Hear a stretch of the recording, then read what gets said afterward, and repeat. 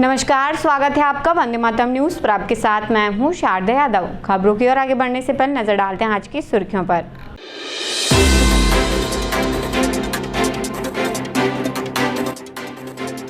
एकलव्य विद्यालय में अव्यवस्था के विरोध में छात्रों ने किया चक्का जाम।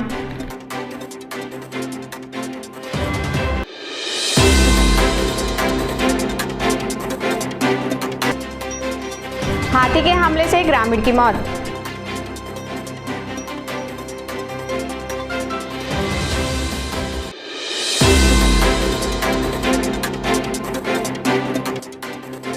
कॉलोनी वासियों ने एसीसीएल को सौंपा ज्ञापन।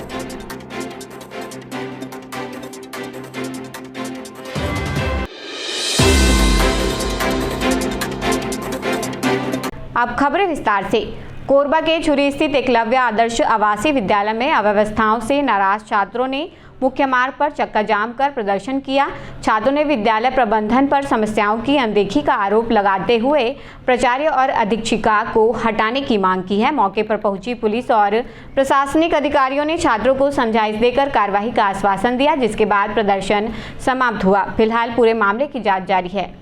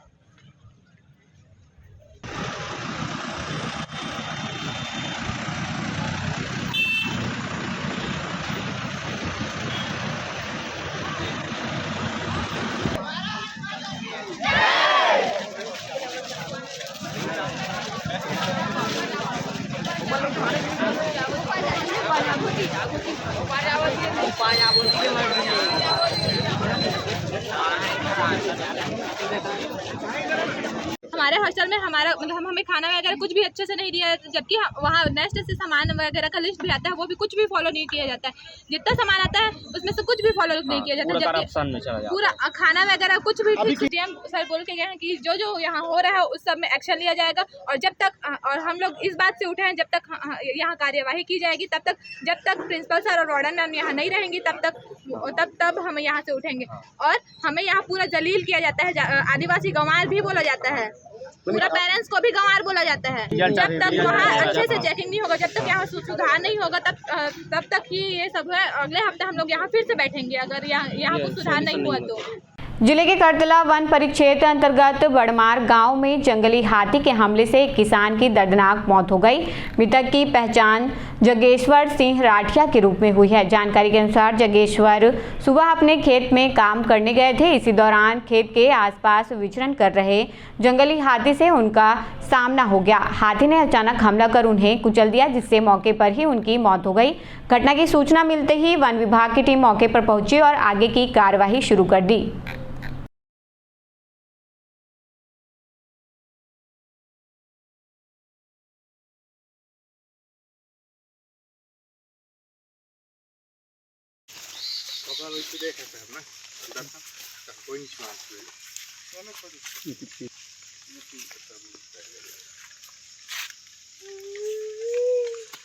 एसीसीएल बल्गी परियोजना के बल्गी मेन सब स्टेशन में कार्यरत कर्मचारियों ने अज्ञात बदमाशों द्वारा मारपीट, चोरी और तोड़फोड़ का आरोप लगाते हुए पुलिस और परियोजना प्रबंधन से सुरक्षा व्यवस्था मजबूत करने की मांग की है। वहीं बल्गी कॉलोनी वासियों ने ACCL प्रबंधन को ज्ञापन सौंपकर क्षेत्र में सुरक्षा व्यवस्था के पर्याप्त इंतजाम की मांग की है। कर्मचारियों द्वारा थाना प्रभारी बाकी मोंगरा को दिए गए शिकायत पत्र के अनुसार 24 जुलाई की रात ड्यूटी के दौरान 15-16 अज्ञात युवक सब स्टेशन में घुस आए।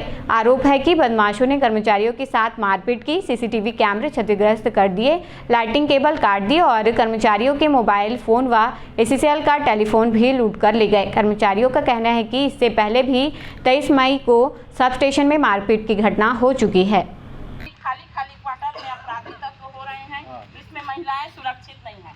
सबके पति शिफ्ट ड्यूटी का क्या बोलते हैं इन लोगों को,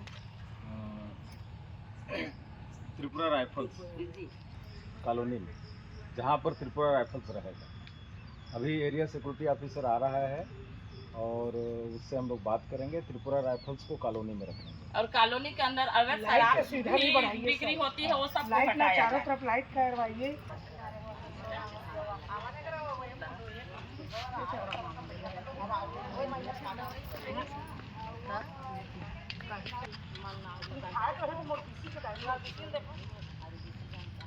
बढ़िया सब जल्दी सामने देखा ना। चलो आ जाओ अभी तो वीडियो तो बुला ब्रेकिंग चलवा दिया हमारे। बहुत साल से मिलना है हम लोग को, यही काम है। सर एक बार सामने देखिएगा।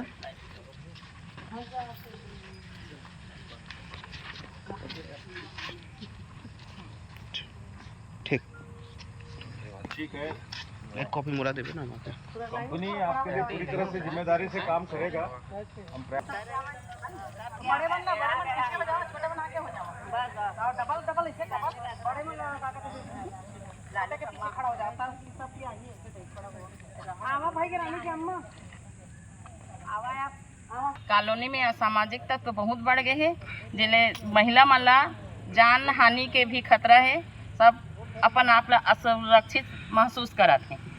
एकरे कारण हमन सबेरिया साहब करा अपन मांग लेके आए कि कॉलोनी में उचित लाइट और सुरक्षा व्यवस्था करें, ताकि महिला बच्चा सब सुरक्षित रहें। सब कॉलोनी ले निकलना मुश्किल हो जाते। बल्गी में असामाजिक तत्व नशाखोरी बहुत ज़्यादा बढ़ गए हैं। साहब बोलिन है कि एकर हम जल्द से जल्द निदान करबो करी।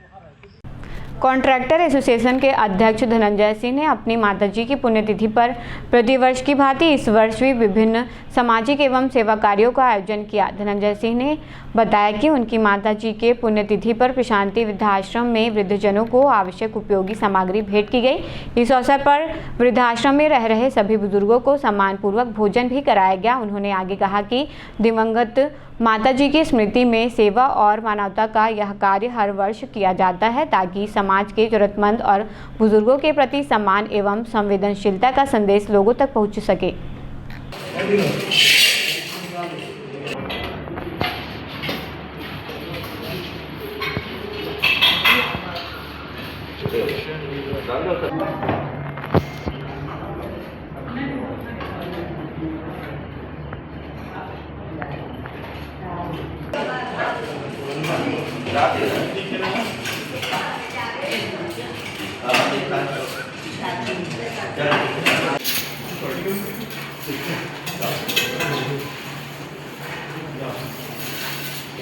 आज 1 अगस्त को हमारी माताजी छाटू देवी का पुण्यतिथि रहता है।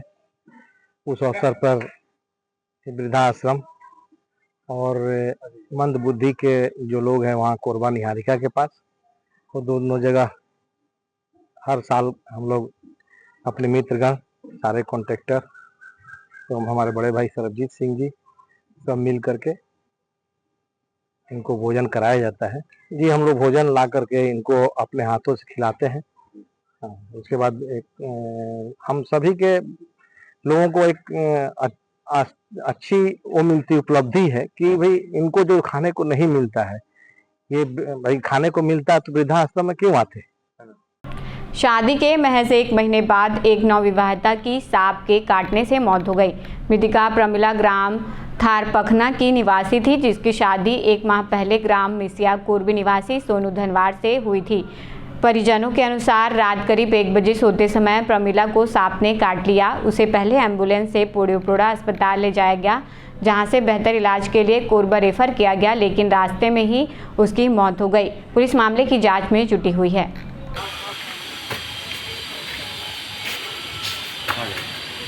सांप चाबरे कितना बजे के काय पूरा 1 बजे रात की सोए रहन तो बोला लेके आए, फिर एम्बुलेंस मंगाए तो कहाँ ले गए पूरी इलाज वहाँ बाटल जगीस वहाँ एडमिशन करीस है नहीं हो पाई, मतलब थोड़ा बीच में रहन तो इसे खत्म हो जमीन में सोए रहे 1 महीना डंडा करा बनवाबो अब धीरे से तो सांप चाब कैसे जादू से सोए रही कहाँ रहता कौन गाँव तो बहनी कौन गाँव शादी हो रही ले रही हाँ हाँ हाँ। अच्छा कहाँ लगा सांपे काटे कि कुछ और शंका वगैरह? नहीं सांपे काटे। हाँ आधार कार्ड बनेगा ही तभी राशन कार्ड में नाम जुड़ेगा। इससे पहले मैं इनके माता पिता तो नहीं है, माता है, इनके माता जी को भी और इनको सोनू को भी मैं बताया था कि आधार कार्ड बनवाना है, आप आइए और आप लोगों का आधार कार्ड बनाएंगे।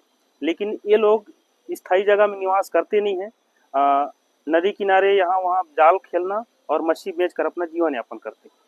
जी मैं जैसे सुशासन तिहार चल रहा था तो तहसीलदार महोदय पोड़ीपोड़ा को मैं अवगत कराया था सर कि मेरे मोहल्ला धनवार पारा में बहुत लोगों का आधार कार्ड बनानी है, तो उनका आधार कार्ड बनाना है। तो साहब बोले कि ठीक है, एक दिन मैं समय निकाल कर आऊँगा और वहीं हम लोग आधार कार्ड बनाएंगे, सचिव साहब को आप अवगत करा देंगे। अब सुशासन तिहार 2 महीना पहले आयुर्वेदाचार्य एवं नाड़ी वैद्य डॉक्टर नागेंद्र नारायण शर्मा ने श्रावण मास में खानपान और जीवनशैली को लेकर महत्वपूर्ण सलाह दी है। उन्होंने बताया कि वर्षा ऋतु में पाचन शक्ति कमजोर होने और संक्रमण का खतरा बढ़ने के कारण हरी पत्तेदार सब्जियां, बैगन, मशरूम, दूध, दही और भारी भोजन से परहेज करना चाहिए। वहीं हल्का, ताज़ा और सुपाच्य भोजन स्वास्थ्य के लिए लाभकारी है। डॉक्टर शर्मा ने उबला हुआ पानी पीने, साफ सफाई रखने, मच्छरों से बचाव करने और मौसम के अनुसार दिनचर्या अपनाने की सलाह देते हुए कहा कि इन उपायों से मौसमी बीमारियों से बचा जा सकता है।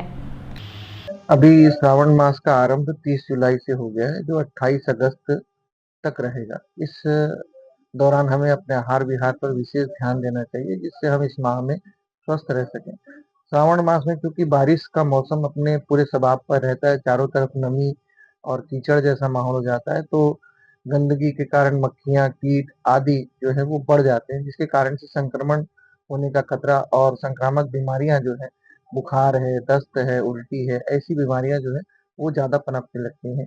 तो इसके बारे में विशेष हमको सावधानी रखनी चाहिए। विशेष रूप से जल पर विशेष ध्यान देना चाहिए कि जल को हमको उबालकर या स्वच्छ छानकर पीना चाहिए। साथ ही इस माह में आयुर्वेद के अनुसार वात दोष की वृद्धि होती है, तो वात रोगियों को इस समय विशेष सावधानी बरतनी चाहिए। इस समय अभ्यंग करने का विशेष कहा गया है कि अभ्यंग तेल की मालिश करना चाहिए और वातवर्धक आहार से थोड़ा दूरी बनानी चाहिए, जो कि गरिष्ठ भोजन है, क्योंकि पाचन शक्ति मंद हो जाती है, जिसके कारण से गरिष्ठ भोजन जो है, देर से पचने वाले पदार्थ, उनको भी हमको नहीं लेना चाहिए। नमी युक्त स्थान में जाने से बचना चाहिए। जब हम गीले हो जाए किसी कारण से तो तुरंत हमको वस्त्र को बदलकर अपने आप को सूखा रखना चाहिए। और खिचड़ी, मूंग, लौकी आदि इस तरह की चीजें हमको जो जल्दी पचने वाली चीजें हैं, ऐसी चीजों का हमको सेवन करना चाहिए। विशेष रूप से इन बातों को ध्यान देकर हम श्रावण माह में स्वस्थ रह सकते हैं। खबरों का सिलसिला यूं ही जारी रहेगा। देखते रहिए वंदे मातरम न्यूज। मिलते हैं अगले बुलेटिन में, तब तक के लिए नमस्कार।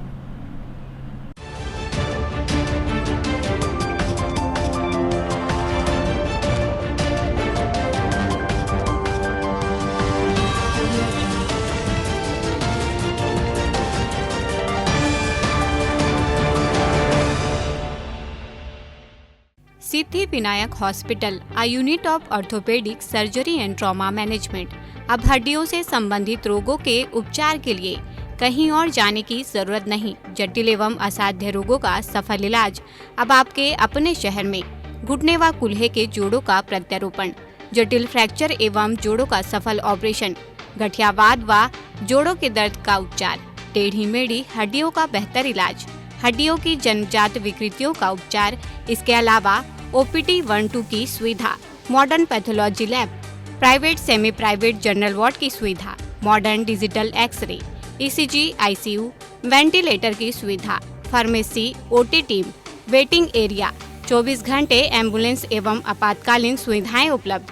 हमारा पता Siddhi Vinayak hospital, doctor Shadalnath, plot number 52, bluebird school के पीछे, कोसाबारी, कोरबा। इसके अलावा अब हमारा नया संस्थान सिद्धि विनायक प्राथमिक एवं ट्रामा सेंटर, उर्गा। इस केंद्र में फार्मेसी, एक्सरे, पैथोलॉजी व आपातकालीन चिकित्सा सुविधा उपलब्ध है। तो संपर्क करें मोबाइल नंबर 9993000683, 9109488443, कोरबा के लिए 8120195179, उर्गा के लिए। पंचवानी डेंटल केयर दंत चिकित्सालय,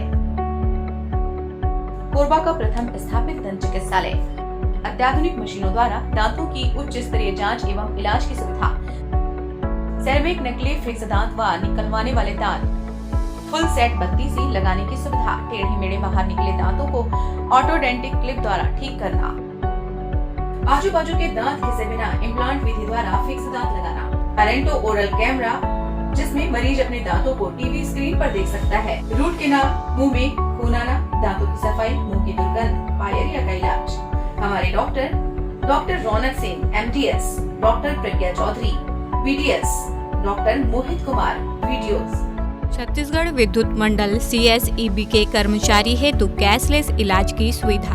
हमारा पता पंचवानी डेंटल केयर, लक्ष्मी स्टोर के सामने, पंटी स्टोर के बाजू में, main road, Korba. Mobile number 9827941417।